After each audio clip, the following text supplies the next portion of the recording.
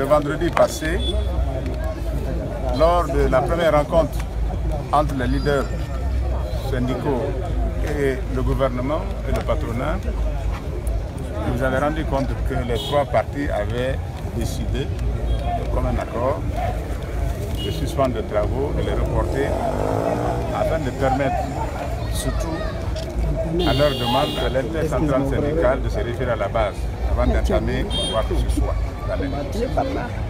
Aujourd'hui, suite à l'appel du gouvernement, à la réaction positive du gouvernement, les syndicats qui veulent bâtir ce pays autant que tout le monde m'ont fait l'honneur de m'inviter à venir à leur siège, accompagner les personnalités que vous connaissez déjà, pour nous dire, conformément à cet engagement, ils acceptent d'aller sur la table de négociation.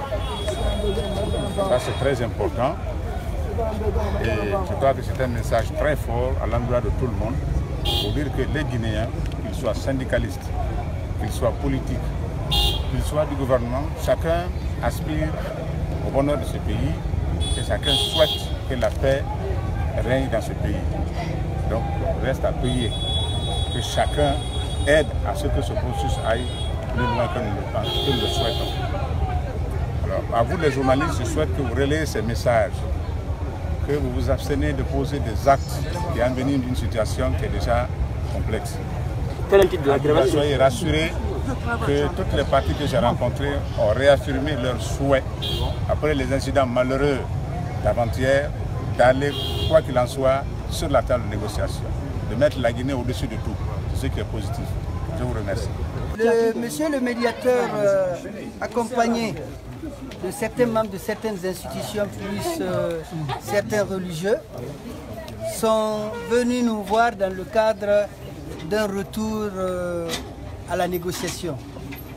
Et suite à tous les événements qui se sont passés, nous avons expliqué notre surprise que ce soit en ces temps que de tels actes puissent se produire. Mais comme hier, sur Espace, nous avons écouté un discours.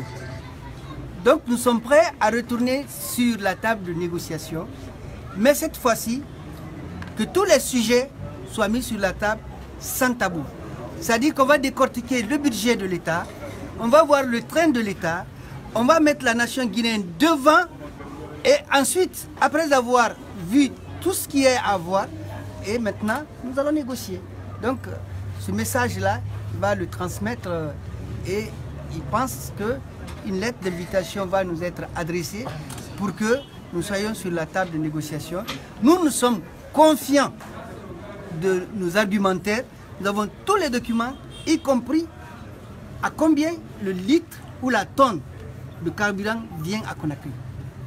Donc nous avons tous les argumentaires nécessaires.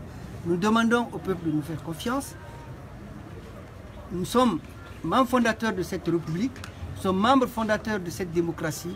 Nous ne décevrons pas le peuple, on vous a dit. Peut-être le peuple peut nous lâcher, mais nous, on ne lâchera pas ce peuple. L'histoire ne retiendra pas cela. Je vous remercie. Est-ce que vous allez lever la grève? La grève n'est pas levée. Mais elle n'est pas aussi suivie. La grève illimitée a été déclenchée et nous avons dit qu'il n'y a pas de service minimum.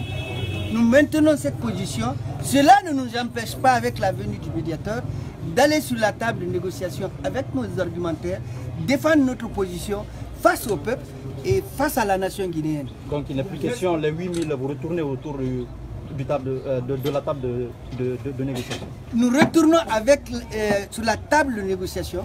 D'abord qu'il n'y ait pas de sujet tabou, parce qu'on va décortiquer ce budget-là pour qu'il y ait une bonne gouvernance et nous savons que les 8000 restent notre préalable et notre condition. Nous savons que ces 8000-là seront maintenus parce que hier, vous avez écouté tous sur Espace que contrairement à ce qu'on est en train de faire croire au peuple, en Sierra Leone, le gallon se vend au marché parallèle à 8200 et si c'est au prix officiel, ça te fait à peu près 7500 francs guinéens.